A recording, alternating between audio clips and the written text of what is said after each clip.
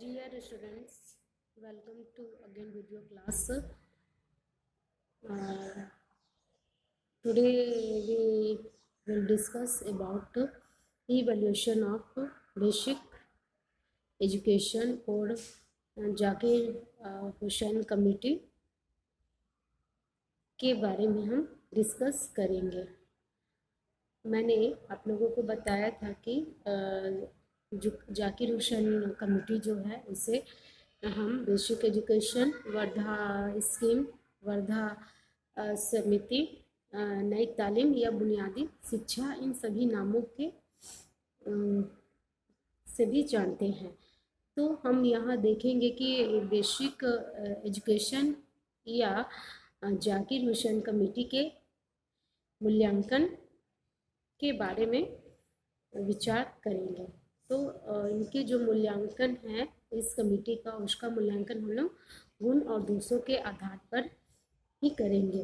तो अगर जाकिर हुसैन कमेटी का मूल्यांकन किया जाए तो वह भारतीय समाज के लिए उसकी उपयोगिता के आधार पर भी किया जाना चाहिए। मतलब कि वो कितना उपयोगी रहा भारतीय समाज के लिए, इंडियन सोसाइटी के लिए, उसके आधार पर। क्योंकि इसमें जो कॉन्सेप्ट दिया गया था उसमें था कि 7 to 14 ईयर्स के एवरी चाइल्ड को आपको फ्री एंड कंपलसरी एजुकेशन देने की बात की गई थी। साथ ही साथ आपके गांवों को आत्मनिर्भर बनाने की बात की गई थी। क्योंकि महात्मा गांधी और उस समय के जो भी शिक्षाविद लोग थे वो ये जानते थे कि भारत गांवों का देश है, तो सबसे पहले गांवों को आत्मनिर्भर बनाने की बात की जाती है। तो ये हाँ, जहाँ हम गाँव को की बात करते हैं तो वो भारतीय समाज से ही जोड़कर करते हैं। तो इस परिदृश्य में हम भारतीय समाज से जोड़कर ही बेसिक एजुकेशन या आपके जाकिर हुसैन कमेटी का मूल्यांकन इसी आधार पे करेंगे। तो मूल्यांकन के जो आधार है वो गुण और दोष हैं। तो सबसे पहले हम बेसिक एजुकेशन और आपके जाकिर हुसैन कमेटी के गुणों के बारे में चर्चा करेंगे। Merits of Zakir Hussain committee. First हमारा है सेल्फ डिपेंडेंट स्कीम, आत्मनिर्भर योजना। उस समय जो सरकार थी, सरकार के पास यह प्रावधान प्रस्तुत करने की अपेक्षा की गई थी कि जो शिक्षा दी जाए वह अनिवार्य और निःशुल्क शिक्षा हो, और जो शिक्षा की अनिवार्य और निःशुल्क शिक्षा की व्यवस्था करने के लिए जो बात की गई थी उसके लिए पर्याप्त धनराशि का अभाव था। इसलिए बेसिक शिक्षा को हस्त कौशलों पर आधारित कर उसके द्वारा उत्पादित वस्तुओं के विक्रय से स्कूलों के व्यय वहन करने की बात की गई थी। और यह जो स्कूलों का व्यय निकालने का विचार किया गया था यह अपने आप में बहुत उपयोगी लगता था। ऐसा नहीं हो पाया, यह बात दूसरी है, लेकिन अगर हो पाता तो और कुछ हद तक हुआ भी तो हम इसे आत्मनिर्भर योजना, सेल्फ डिपेंडेंट स्कीम के तौर पे जाकिर हुसैन कमेटी के गुण के रूप में व्यक्त कर सकते हैं। नेक्स्ट हमारा emphasis on all round development of man, मनुष्य के सर्वांगीण विकास पर बल देने की बात जाकिर हुसैन कमेटी में की गई थी, जिसमें था कि बेसिक शिक्षा के द्वारा मनुष्य के शारीरिक, मानसिक, सामाजिक, सांस्कृतिक, नैतिक एवं चारित्रिक, व्यावसायिक और आध्यात्मिक सभी पक्षों पे सर्वांगीण विकास पे बल दिया गया था। यह बात दूसरी है कि हम इसके द्वारा इस सब उद्देश्यों की प्राप्ति नहीं कर पाए। मतलब कि जो हमारा उद्देश्य तो ये सारे निश्चित किए गए थे लेकिन हम इन सब उद्देश्यों में खरे नहीं उतर पाए, वो बात दूसरी है। लेकिन इस शिक्षा में ऑल राउंड डेवलपमेंट की बात की गई थी। नेक्स्ट हमारा है रियल लाइफ प्रिपरेशन, वास्तविक जीवन की तैयारी। उस समय हमारा देश ग्रामों का देश था, इसलिए बेसिक शिक्षा में बच्चों को ग्रामीण उद्योग, कृषि एवं पशुपालन आदि और ग्रामीण हस्त कौशलों जिसमें कताई, बुनाई इत्यादि की शिक्षा अनिवार्य रूप से देने जाने की व्यवस्था की गई और यह आशा की गई कि इसे प्राप्त करने के बाद वे अपनी जीविका कमा सकें। सिद्धांततः यह बात बहुत अच्छी है, परंतु दूसरी बात यह है कि हम बेसिक शिक्षा द्वारा ऐसा नहीं कर पाए, लेकिन इसमें रियल लाइफ प्रिपरेशन की बात की गई थी, मतलब कि आत्म वास्तविक जीवन की तैयारी करने की बात बेसिक एजुकेशन में की गई थी। तो यह भी इसके एक गुण के रूप में या विशेषता के रूप में हम देख सकते हैं। नेक्स्ट है हमारा एक्शन ओरिएंटेड टीचिंग मेथड, क्रिया प्रधान शिक्षण विधि। बेसिक एजुकेशन में क्या था कि वास्तविक परिस्थितियों में वास्तविक क्रियाओं में भाग लेते हुए स्वयं के अनुभव से सीखने के अवसर दिए जाते हैं। यह सीखने को मनोवैज्ञानिक विधि कहते हैं, मतलब कि आप अगर किसी वास्तविक परिस्थिति में वास्तविक क्रियाओं में भाग लेकर स्वयं के अनुभव से द्वारा कुछ सीखते हैं तो यह इसे मनोविज्ञान में से सीखना कहते हैं। तो इस प्रकार सीखा वो जो ज्ञान एवं कौशल होता है वो अस्थायी होता है। उस समय हमारा देश क्या था कि यहाँ तो कच्चे माल उपलब्ध थे, परंतु अंग्रेजों के अत्याचार के कारण हम अपने देश का आर्थिक उन्नति नहीं कर पाते थे, लेकिन उस समय भारत जो था आर्थिक स्थिति से बहुत पिछड़ा हुआ था। तो उस स्थिति से निपटने के लिए महात्मा गांधी ने बेसिक एजुकेशन में हस्त कौशलों की शिक्षा को निर्धारित किया। हस्त कौशल शिक्षा में क्या था कि स्वयं के द्वारा अपने अनुभव के द्वारा वस्तुओं का निर्माण करने की शिक्षा मिलती थी। तो इससे जो ज्ञान और कौशल मिलता था, जो नॉलेज और स्किल मिलता था, वो अस्थायी होता था, वो मतलब आप कभी भूल नहीं सकते थे। तो इस तरह हम देखते हैं कि बेसिक शिक्षा का एक जो गुण है वह है कि आपको यहाँ एक्शन ओरिएंटेड टीचिंग मेथड की विधि बताई गई थी। नेक्स्ट है हमारा आपके वर्ग भेद की समाप्ति। तो इसमें जो हमारे देश में उस समय क्या था कि जाति, धर्म और श्रम के आदि आधारों पर अनेक प्रकार के वर्ग थे। बेसिक शिक्षा जो थी वह सभी के लिए समान रूप से थी और सबके समान सेवा कार्य की व्यवस्था उसमें की गई थी। इसके द्वारा क्या हुआ कि वर्ग भेद को कुछ हद तक तो मिटाया गया था। इस तरह हम देखते हैं कि बेसिक शिक्षा जो है वो वर्ग भेद, जो क्लास डिफरेंस है, उसे दूर करने की बात इसमें की गई थी। The end of class difference, वर्ग जो अंतर है, भेद है, उसको मिटाने की बात इसमें आपके की गई थी। नेक्स्ट है हमारा abolition of physical and mental labour gap, शारीरिक एवं मानसिक श्रम के अंतर की समाप्ति।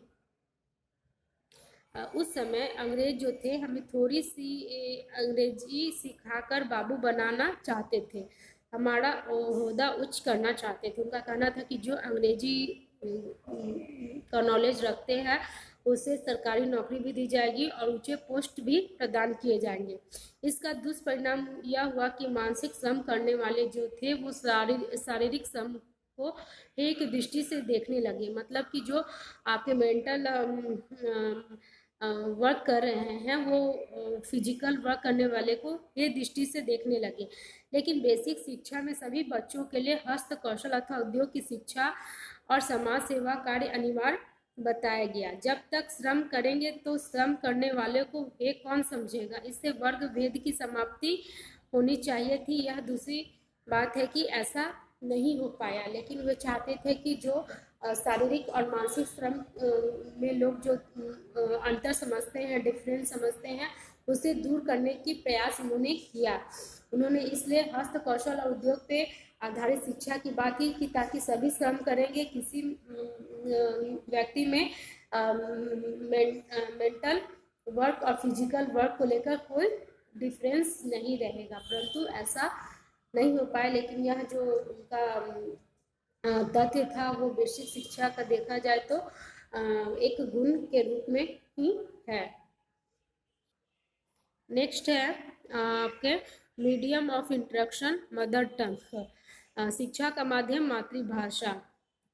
अगर देखा जाए तो उस समय अंग्रेज जो थे वो प्राथमिक शिक्षा का जो माध्यम था उसे क्षेत्रीय भाषा को ही बना दिया था, परंतु इसके साथ अंग्रेजी माध्यम के प्राथमिक स्कूल भी चल रहे थे। लेकिन गांधी जी जो थे वे चाहते थे कि बच्चे को जो प्राथमिक शिक्षा दी जाए वो मातृभाषा में दी जाए, अर्थात उनके घर में जो बोली बोली जाती है, उनके माँ के द्वारा जो बोली बोली जाती है, उनके आधार पे शिक्षा दी जाए, ऐसी उन्होंने व्यवस्था करने की बात की थी। तो इसे हम देखते हैं कि बेसिक एजुकेशन या आपके जाकिर हुसैन कमेटी में शिक्षा देने की जो बात की गई है वो आपके मदर टंग के द्वारा दी गई है। नेक्स्ट है हमारा close relationship in school and society, विद्यालय और समाज में निकट का संबंध है। अगर देखा जाए तो अंग्रेजी शिक्षा प्रणाली में विद्यालयों को भारतीय जनजीवन से निकट का संबंध नहीं था। वैश्विक शिक्षा में विद्यालयों और समाज के इस अंतर को समाप्त किया गया। विद्यालयों में समाज की भाषा, समाज के हस्तकौशल, समाज के उद्योग, समाज के उत्सव और समाज के अन्य क्रियाओं को स्थान दिया गया। इससे विद्यालय और समाज का जो संबंध हुआ बहुत निकट का संबंध हुआ, दोनों में क्लोज रिलेशनशिप हुआ, क्योंकि विद्यालय जो समाज होता है वो अपने उद्देश्यों की प्राप्ति के लिए विद्यालयों की स्थापना करता है, और विद्यालय जो है वो समाज की आवश्यकता और आकांक्षाओं के अनुरूपों के आधार पर जो विद्यार्थी होते हैं उसे उत्पादन के रूप में तैयार करते हैं। तो इस तरह से हम देखते हैं कि बेसिक शिक्षा या आपके जाकिर हुसैन कमेटी शिक्षा का एक सबसे महत्वपूर्ण जो गुण है, विशेषता है, वह यह है कि इससे विद्यालय और समाज का जो संबंध हुआ बहुत निकट का हुआ। दोनों स्कूल और विद्यालय दोनों एक दूसरे पे आश्रित होते हैं, तो इसलिए जब तक इन दोनों में संबंध स्थापित नहीं होगा तब तक ना ही समाज सही तरीके से चल सकता है और ना ही हमारा शिक्षा सही तरीके से चल सकता है। इसलिए उन्होंने इस शिक्षा में विद्यालय और समाज के निकट संबंध को स्थापित करने की बात की थी। नेक्स्ट है अगर हम गुण के आधार पे देखें तो वो हमारा है समस्त ज्ञान एवं क्रियाओं में एकीकरण। बेसिक शिक्षा में जो ज्ञान और क्रिया को अभिन्न अंग माना गया और पाठ्यचर्या के समस्त विषयों और क्रियाओं के किसी हस्त कौशल या उद्योग अथवा प्राकृतिक विज्ञान अथवा सामाजिक पर्यावरण के माध्यम से एक इकाई के रूप में इसे विकसित किया जाता है, और बेसिक शिक्षा में इसे अवधि विधि कहते हैं। यह एक शिक्षण की उपयुक्त विधि है। इस तरह से उन्होंने समस्त ज्ञान और क्रियाओं में एकीकरण करने की बात की गई है। एग्जाम्पल के तौर पे देखें कि अगर हम एक विषय को पढ़ा रहे हैं तो उसको दूसरे विषयों से जोड़कर पढ़ाएंगे तो बच्चे को सही और वास्तविक ज्ञान मिलेगा। मतलब बच्चे एक दूसरे विषय को एक रूप से जोड़कर जो उनको ज्ञान मिलेगा वो एक रूपता का ज्ञान मिलेगा। इसलिए उन्होंने शिक्षा में समस्त ज्ञान और क्रियाओं को एकीकरण के आधार पर बताने पर बल दिया है। इससे हम देखते हैं कि वर्धा समिति या आपके जाकिर हुसैन समिति की यह एक बहुत बड़ी विशेषता है कि इसमें समस्त ज्ञान और क्रियाओं में एकीकरण करने की बात की गई है। नेक्स्ट हम देखेंगे डीमेरिट्स ऑफ बेसिक एजुकेशन और जाकिर हुसैन कमेटी। अगर सैद्धांतिक दृष्टि से हम जाकिर हुसैन कमेटी के चाहे कितने भी गुण बताएं और चाहे जितनी भी उसकी प्रशंसा करें, लेकिन कुछ व्यवहारिक रूप से यह एकदम असफल रही। जो असफल तथ्य है उसे हम आपके दोषों के रूप में उसे उजागर कर सकते हैं। वो इस प्रकार से है। फर्स्ट है अनकम्प्लीट प्लान, अपूर्ण योजना। यूँ तो इसे राष्ट्रीय शिक्षा योजना कहा जाता है, परंतु वास्तव में यह केवल अनिवार्य और निःशुल्क प्राथमिक शिक्षा की योजना है। फिर इसमें केवल ग्रामीण बच्चों की आवश्यकताओं को ध्यान रखा गया था और नगरीय बच्चों की अवहेलना की गई थी। मतलब जो हमको प्राथमिक शिक्षा जो में जो निःशुल्क और अनिवार्य शिक्षा 7 से 14 वर्षों के बच्चों को देने की बात की गई है, इसमें सिर्फ गाँवों के बच्चों को निःशुल्क और अनिवार्य शिक्षा देने की बात की गई है, नगरीय बच्चों को इसमें अनदेखा किया गया है। इस तरह से हम देखते हैं कि यह अनकम्प्लीट प्लान थी। नेक्स्ट है नगरीय क्षेत्रों के लिए अनुपयुक्त, अनएप्रोप्रिएट अर्बन एरियाज। यह माना जाता है कि और अभी भी हम देखते हैं कि भारत जो है वह गाँवों का देश है। अभी भी भारत में 5 लाख से अधिक गाँव है। तो अगर बात की जाती है कि भारत गाँवों का देश है, परंतु प्राथमिक शिक्षा के पाठ्यचर्या को केवल ग्रामीण क्षेत्रों की आवश्यकताओं की पूर्ति तक सीमित करना ही आपके बेसिक शिक्षा का एक उद्देश्य था, इसके सिद्धांत थे। लेकिन अगर यह सिद्धांत और उद्देश्य देखा जाए तो यह अपने आप में उपयुक्त नहीं था। नगरीय बच्चों के जीवन से इसका कोई संबंध न होना इसका एक सबसे बड़ा दोष है। ऐसा लगता है कि बेसिक शिक्षा केवल भारत की निर्धन जनता के लिए ही बनाई गई थी, मतलब कि गांव की जनता के लिए ही बनाई गई थी। इस तरह से इसमें नगरीय क्षेत्रों के जो रहने वाले बच्चे थे उनकी पूर्ण रूप से अनदेखा किया गया था, जो कि बेसिक शिक्षा की एक दोष के रूप में हम इसे उजागर कर सकते हैं। नेक्स्ट है वेस्टेज ऑफ रॉ मटेरियल्स, कच्चे माल की बर्बादी। आपके जाकिर हुसैन कमेटी या बेसिक एजुकेशन में बताया गया था कि छोटे छोटे बच्चों से उत्पादन कराया जाए हस्तकौशलों के आधार पे। और अगर हम देखें तो जो छोटे बच्चे से अगर हम उत्पादन की आशा करना पूरी कल्पना का विषय है। जो कुछ भी बच्चे स्कूल में बनाते हैं वह उपयोग करने में योग्य नहीं होता, उसे बाजार में नहीं बेचा जा सकता। इस योजना से कच्चे माल की बर्बादी के अतिरिक्त कुछ हाथ नहीं लगा। छोटे बच्चे से हम क्या कल्पना कर सकते हुए, तो पूरी कल्पना के समान होते हैं। तो उससे आप ये बहुत कम ही ऐसे बच्चे होते हैं जो छोटे उम्र में अच्छी चीज़ों को बना पाते हैं, लेकिन बहुत ऐसे बच्चे होते हैं, एवरेज स्टूडेंट बच्चे इसमें शामिल हैं, जो आपके कच्चे माल से कोई भी सार्थक वस्तु नहीं बना सकते हैं। तो इस तरह से हम देखते हैं कि बेसिक एजुकेशन में जो छोटे बच्चे को हस्त कौशल की शिक्षा देने की व्यवस्था की गई थी, तो उसमें कच्चे माल की बहुत ज़्यादा बर्बादी हुई। नेक्स्ट हम देखेंगे टाइम एंड पावर वेस्टेज, समय और शक्ति का अपव्यय। प्राथमिक स्तर पर बच्चों को हस्त कौशलों में दक्षता प्राप्त करना संभव नहीं है। बेसिक शिक्षा में न तो बच्चों को किसी हस्त कौशल में दक्ष किया जा सका और न उनके द्वारा उत्पादित वस्तुओं को स्कूल का व्यय निकाला जा सका। इसमें कच्चे माल की बर्बादी के साथ साथ बच्चों के समय और शक्ति दोनों की बर्बादी हुई। इस तरह से हम देखते हैं कि जाकिर हुसैन कमेटी में जो छोटे बच्चों को हस्त कौशलों की शिक्षा देने की बात की गई थी, उसमें तो कच्चे माल की बर्बादी होती है, साथ साथ उनके समय और शक्ति दोनों की बर्बादी होती है। तो इस तरह से हम देखते हैं कि आपके ये भी तथ्य इसके दोष के रूप में हैं। नेक्स्ट है हस्त कौशल पर बल, emphasis on hand skills. Basic education पे सबसे अधिक हस्त कौशलों की शिक्षा पर अधिक बल दिया गया। इसे पाठ्यचर्या का केंद्रीय विषय बनाया गया और इसी के माध्यम से अन्य विषयों की भी क्रियाओं की शिक्षा देने की बात पर बल दिया गया। जाकिर हुसैन समिति ने तो इसके लिए स्कूल समय के 5 घंटे 30 मिनट में से 3 घंटे 20 मिनट निर्धारित कर दिए थे। ऐसा लगता था कि बेसिक एजुकेशन शिक्षा के जो निर्माता हैं वो भारत को हस्त कौशलों का देश बनाना चाहते थे।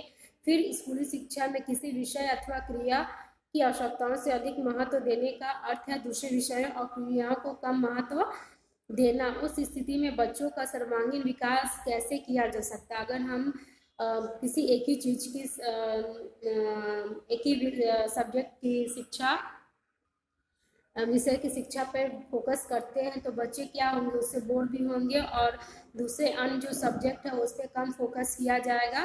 तो इससे क्या होगा कि कोई भी सब्जेक्ट का वो ज्ञान पूरी तरह से नहीं ले सकेंगे और एक सब्जेक्ट पे ज़्यादा फोकस कराने से उस पर इंटरेस्ट भी बच्चे को नहीं रहता है।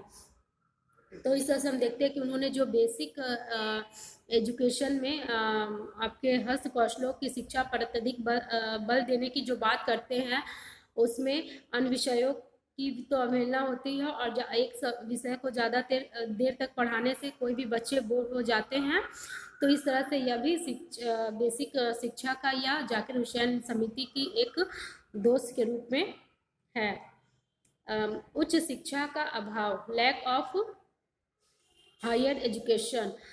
बेसिक शिक्षा में 7 से 14 वर्ष के सभी बच्चों की शिक्षा देने की बात की गई थी। इसकी पाठचर्या केवल इसी आयु वर्ग के बच्चों की, और वह भी ग्रामीण बच्चों की आवश्यकताओं को ध्यान में रखकर बनाई गई थी।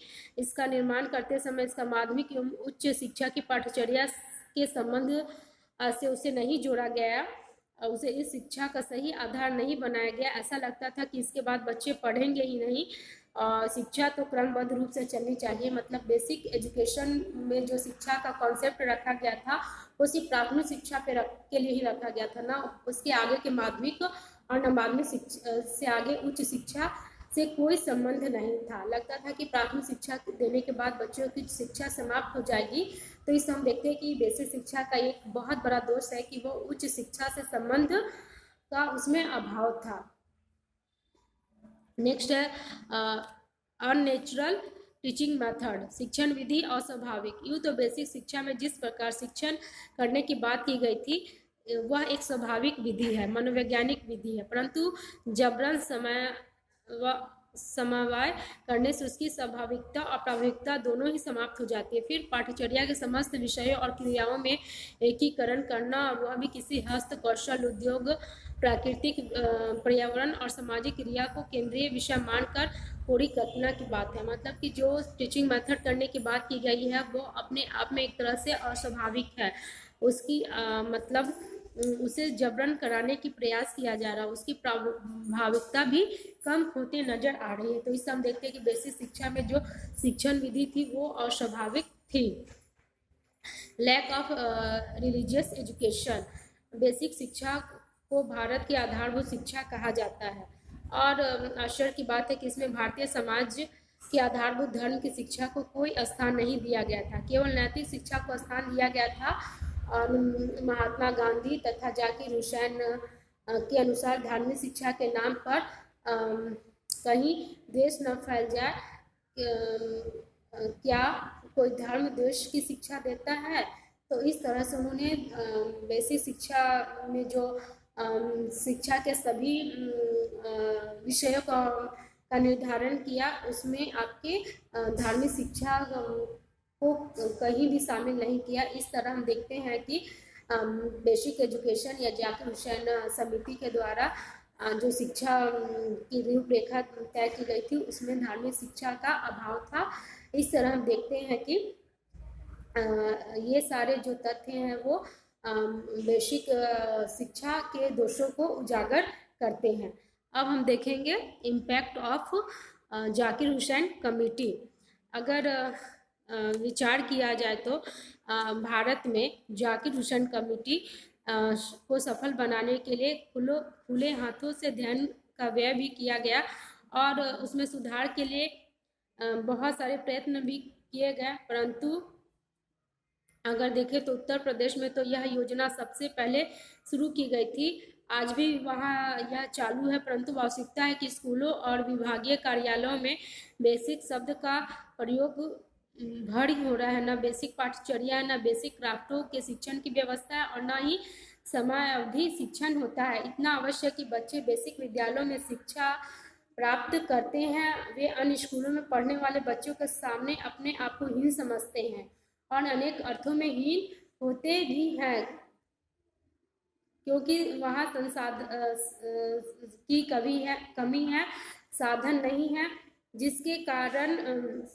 ये जो स्कूल है वो पब्लिक स्कूल की तरह चमक धमक वाले नहीं है, और नहीं सारे संसाधनों के अभाव में ये जो स्कूल है वहाँ बच्चे अपने आप को दूसरे बच्चों की तुलना में सही और नहीं समझ पाते, अपने आप को हीन समझते हैं।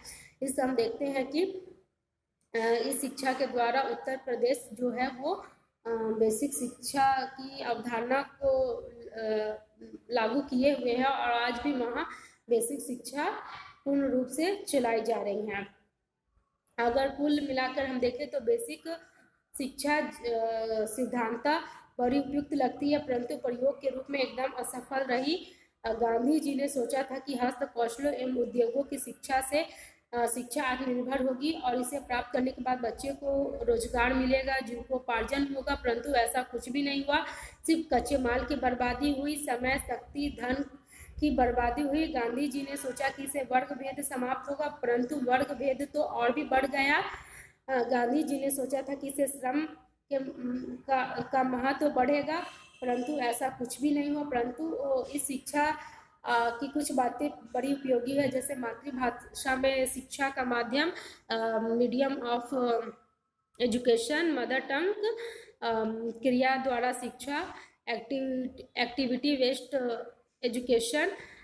यूँ तो किसी भी देश से शिक्षा के लिए यह उपयोगी है और हमारे देश भारत के लिए भी यह उपयोगी है, जो कि शिक्षा का माध्यम मातृभाषा है। क्रिया प्रधान शिक्षा की बात की गई है, 7 से 14 वर्षों की निःशुल्क और अनिवार्य शिक्षा की बात की गई है। तो इस आधार पर हम देखते हैं कि जाकिर हुसैन कमेटी जो है वो महात्मा गांधी के द्वारा प्रतिपादित बेसिक शिक्षा के विभिन्न पक्षों पे विचार करने के लिए उनका सुझाव लिया गया था, जिसमें उन्होंने शिक्षा से संबंधित सभी पक्षों पे अपने सुझाव दिए थे। वो चाहे आधारभूत सिद्धांत हो या टीचिंग मेथड हो, टीचर्स का क्या रोल होना चाहिए, टीचर ट्रेनिंग कैसा होना चाहिए, एम्स ऑफ एजुकेशन क्या होना चाहिए, इन सभी को उन्होंने निर्धारित किया था। परंतु उस समय के लिए तो बेसिक एजुकेशन पूर्णतः सही था, लेकिन आज के परिदृश्य में देखें तो यह पूर्णतः सही साबित नहीं होता, जिसमें उच्च शिक्षा से इसमें कोई संबंध नहीं था। नगरीय क्षेत्रों के लिए के बच्चों के लिए यह पूरी तरह से अनुपयुक्त था। तो अगर यह आज की दृष्टि से देखते हैं तो यह बेसिक शिक्षा की कमियां हैं। लेकिन जाकिर हुसैन जो थे वो जामिया इस्लामिया के वीसी थे और उनके द्वारा उच्च शिक्षा की अवहेलना की गई। उन्होंने उच्च शिक्षा को बेसिक शिक्षा में कोई स्थान नहीं दिया, तो यह पूर्णतः सही नहीं है। इस आधार पे हम देखते हैं कि जाकिर हुसैन कमेटी जो है वो पूर्णतः आपके बेसिक एजुकेशन की अवधारणा से संबंधित है। आप चाहे तो इसे बेसिक शिक्षा से पूरी तरह जोड़कर भी आप इसे समझ सकते हैं और लिख सकते हैं। आई होप कि आप लोगों को यह वीडियो क्लास समझ में आया हो। प्लीज जिन्हें नहीं समझ में आया हो डिस्कस कीजिएगा। बेसिक शिक्षा को ही आप नई तालीम बोल सकते हैं या जाकिर हुसैन कमेटी के रूप में इसे आप बता सकते हैं, इसमें कोई डाउट नहीं है। और ये 1937 में पारित हुआ था और इसकी रिपोर्ट 2 प्रकार से आई थी, 2 बार आई थी। आपके एक दिसंबर 1937 में और एक अप्रैल 1938 में आई थी। और इन दोनों रिपोर्टों के आधार पर बेसिक शिक्षा के विभिन्न पक्षों और विचार विमर्श करके सुझाव दिए गए थे। तो इस संदर्भ में हम ये बोल सकते हैं कि महात्मा गांधी जी ने तो बेसिक शिक्षा की संरचना निर्धारित की थी, लेकिन सैद्धांतिक निर्धारित की थी, लेकिन उसे सैद्धांतिक और व्यवहारिक दोनों रूप से डॉक्टर जाकिर हुसैन ने उसे निर्धारित किया है। वे उस समय के बहुत बड़े शिक्षा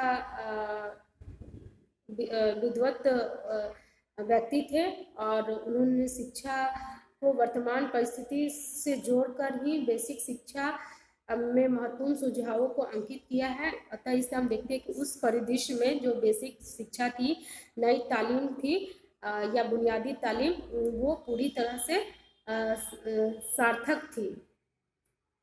तो आई होप कि आप लोगों को यह वीडियो लेक्चर समझ में आया हो। प्लीज़ जिन्हें नहीं आया हो डिस्कस कीजिएगा। Take care and thank you.